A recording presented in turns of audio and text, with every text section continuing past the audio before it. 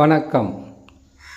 மீன ராசி நட்சத்திர சனிப்பெயர்ச்சி பலன்கள் 2025 முதல் 2027 வரை. மீன ராசிக்காரர்களுக்கு சனிப்பெயர்ச்சியால் சனி பகவான் பயிற்சி பெற்று ஜென்ம ராசியில் அமருவார்.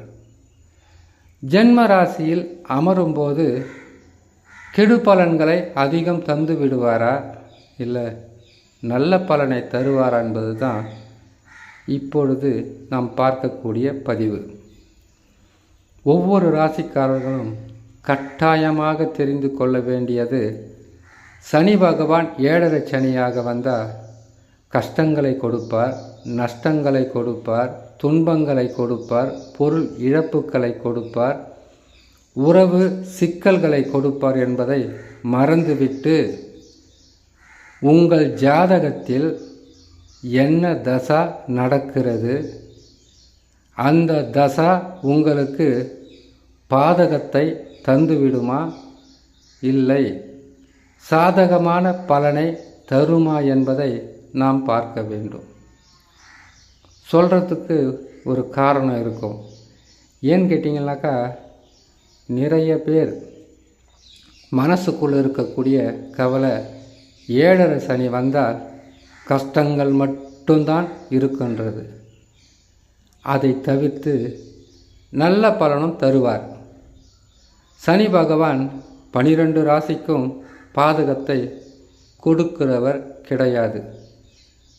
நல்ல இடங்களில் நல்ல கிரகங்கள் அமர்ந்து தசாவை நடத்தினால் சனி பகவான் பெரிதளவு கெடு பலன்களை தரமாட்டார். இதை எப்படி நாம் தெரிஞ்சுக்கிறது? இப்போ உங்களுக்கு 3 நட்சத்திரக்கும் மீன ராசியில் புரட்டாதி, உத்திரட்டாதி, ரேவதி ராசி மீன ராசி. பொது பலன், சனி பகவான் பயிற்சி பெற்று 7.5 சனியாக வந்துட்டார். விரய சனியாக இருந்து விரயங்களை கொடுத்துட்டார். இப்போ ஜென்ம சனியாக வரப்போகிறார். ஜென்ம சனியில் சனி பகவான் கெடுதல்களை தான் அதிகமாக செய்வார். இது பொது பலன். இதே ஜென்ம சனியிலும் நற்பலன்களை செய்வார். எப்படி செய்வார்? உங்களுடைய ராசி மீன ராசின்னு சொல்லியிருக்கோம். நட்சத்திரத்தில் இருக்க இதை ஆரம்பிச்சுக்கிட்டு போகலாம். புரட்டாதி நட்சத்திரம், இது குருவின் நட்சத்திரம்.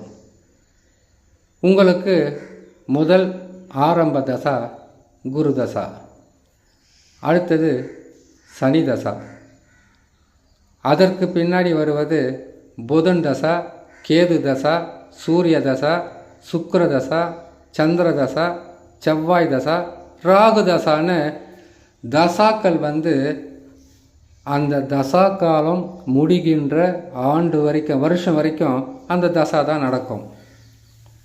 இப்போ உங்களுக்கு 7.5 சனி வந்துச்சு இல்லையா, என்ன தசா நடக்குதுன்னு பாருங்கள். அந்த தசா உங்களுடைய சொந்த ஜாதகத்தில் தசாவை நடத்தக்கூடிய கிரகம் பலமாக இருந்தால், இந்த 7.5 சனி மட்டுமில்லை, எந்த 7.5 சனி வந்தாலும் உங்களுக்கு பெருசாக கஷ்டமே இல்லைன்னு சொல்ல முடியாது. கஷ்டங்கள் இருக்கும், சாதாரணமாகவே அதை நீங்கள் கடந்து வந்துடலாம். இதுதான் இதுக்குள்ளே இருக்கக்கூடிய சூட்சும ரகசியம்.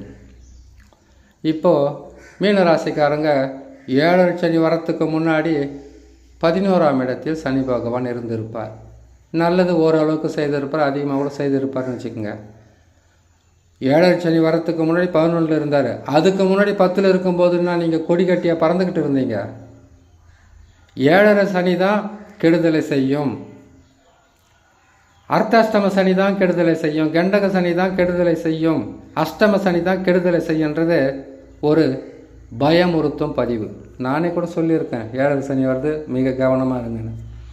ஆனால் உங்களுக்கு நடப்பில் இருக்கக்கூடிய தசா நல்ல நிலையில் இருந்தால் உங்களுக்கு 7.5 சனியில் விரைச்சனியாக இருக்கட்டும், ஜென்ம சனியாக இருக்கட்டும், கழிவுச்சனி, பாதச்சனி, குடும்பச்சனியாக இருக்கட்டும், எந்த சனி பகவான் வந்தாலும் பாதகங்கள் குறைந்து இருக்கும், பெரிய அளவு அது கஷ்டத்தை கொடுக்காது.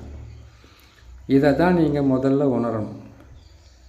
சரி, எப்படி இருந்தால் அது நல்ல தசான்றதை கடைசியில் சொல்கிறேன். அடுத்தது புரட்டாதி முடியுது. அடுத்தது உத்திரட்டாதி.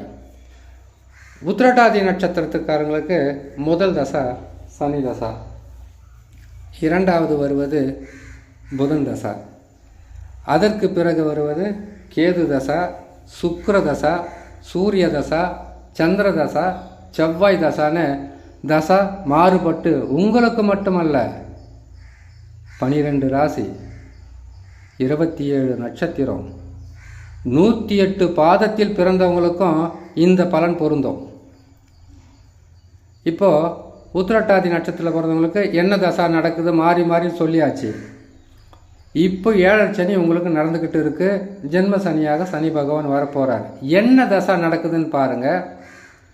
அந்த தசா பலமாகவும் வலிமையாகவும் நல்ல நிலையில் இருந்துட்டால் இந்த 7 சனியில் பாதகமே இல்லாமல் உங்களுக்கு நற்பலன்களை கொடுக்கும். அப்போது 7 சனி வந்தால் பாதகமே தரமாட்டாரா கேள்வி வரும். பாதகம் இருக்கும்.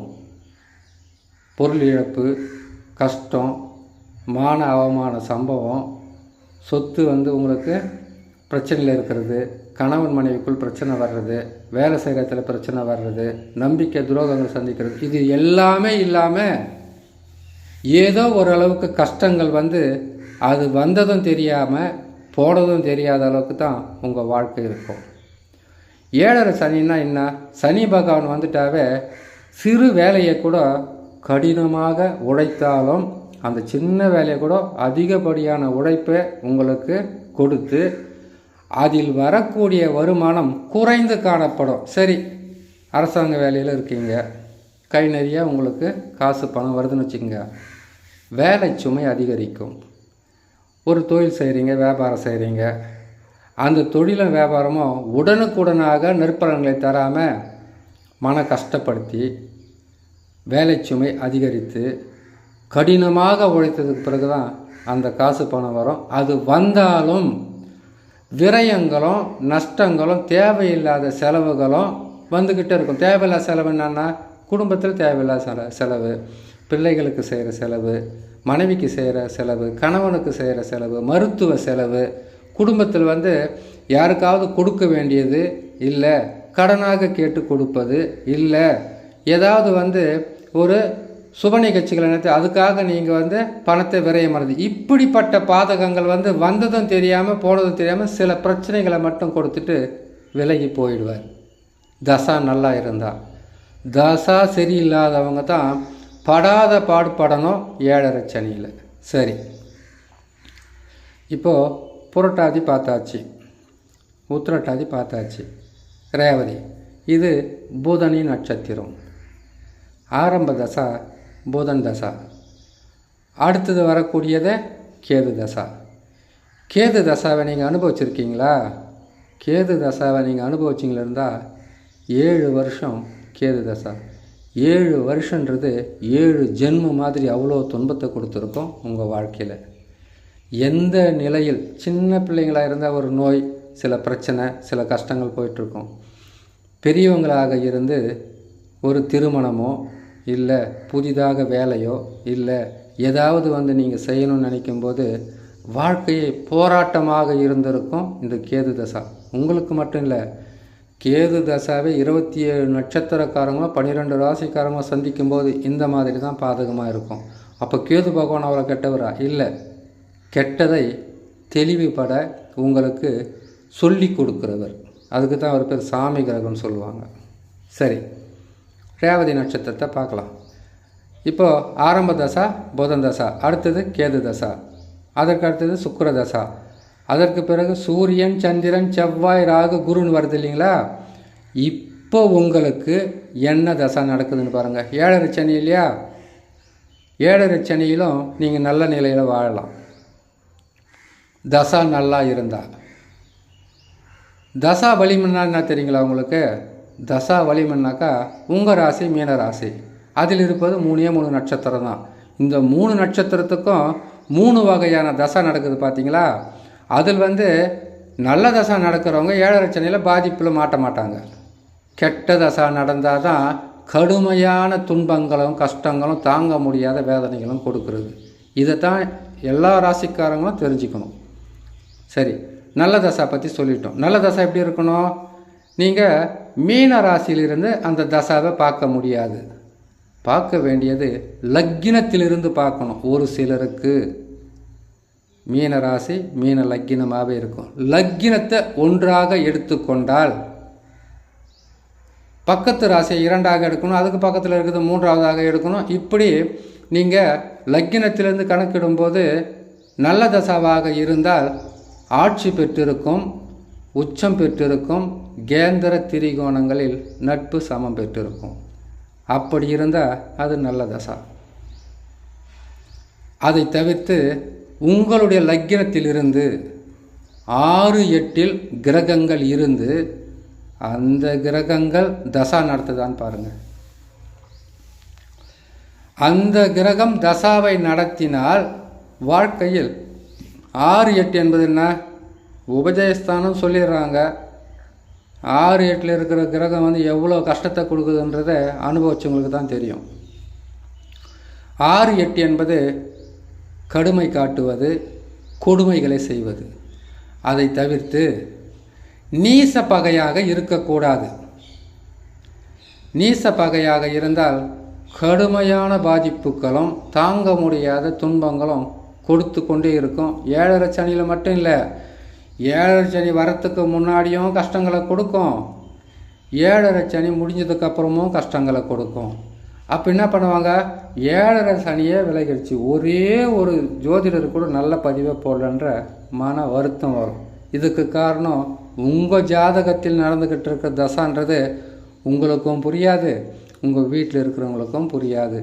இதை புரிஞ்சாதான் அடுத்தது நீங்கள் வெற்றி பெற போகிறீங்களா இல்லை தோல்விகளை சந்திக்க போகிறீங்களா? 7.5 சனியே முடிந்தாலும் நன்மைகள் நடக்குமா தீமைகள் நடக்குமா? சரி, 7.5 சனியில் கெட்ட தசாவே நடக்குதுன்னு வச்சுக்கோங்க. நீங்கள் சொல்ல முடியாத அளவுக்கு மனவேதனைகளையும் கஷ்டங்களையும் நீங்கள் அனுபவிக்கிறீங்க. இது எப்போ தான் முடியும் அப்படின்ற ஒரு கேள்வி வரும். உங்களுக்கு எந்த தசா கெடுதல்களை செய்து கொண்டு இருக்கிறதோ அந்த தசா முடிஞ்சாதான் அடுத்தது வரக்கூடிய தசாவாகப்பட்டது பலமாக இருந்தால் வெற்றிகள் கிடைக்கும். அந்த தசாவும் சரியில்லாமல் இருந்தால் 7.5 சனி முடிஞ்சாலும் கெட்ட தசா முடிஞ்சாலும் அடுத்தது வரக்கூடியது கெட்ட தசாவாக இருந்தால் என்ன பண்ணுவீங்க? ஒன்று பலன் சொல்கிற ஜோதிடர்களை திட்டணும், இல்லை நீங்கள் கும்பிட்ற சாமியை திட்டணும். இது 2 தவிர வேறு எதையும் செய்யவே முடியாது. இல்லைன்னு கேட்டிங்கனாக்கா நான் இதுக்கப்புறம் எந்த ராசி பலனும் பார்க்க மாட்டேன்னு உங்களுக்குள்ளே ஒரு குழப்பம் இருக்கும். இந்த குழப்பத்தை தீர்ப்பதற்கு உங்களுக்கு இருக்கக்கூடிய ஒரே ஒரு வழி என்ன கேட்டிங்கனாக்கா 7.5 சனி எப்போ வேணாலும் வரட்டும், உங்கள் ஜாதகத்தில் தசா நல்லா இருக்கா பாருங்கள். தசா நல்லா இருக்கா? 7.5 சனியில் பெருசாக பாதகம் இருக்காது. தசா நல்லா இல்லையா? 7.5 சனி வர்றதுக்கு முன்னாடியும் கஷ்டமாக இருக்கும், வந்தாலும் கஷ்டமாக இருக்கும், அதுக்கப்புறம் அவர் போனாலும் கஷ்டமாக இருக்குன்றதை முதலில் நீங்கள் உணர்ந்தால்தான் அதற்கு பிறகு நன்மைகள் நடக்குதா தீமைகள் நடக்குதா என்பதை உங்களால் தெளிவுபட புரிந்து கொள்ள முடியும் என்று சொல்லி இன்னொரு நல்ல பதிவில் உங்களை நான் சந்திக்கிறேன். நன்றி, வணக்கம்.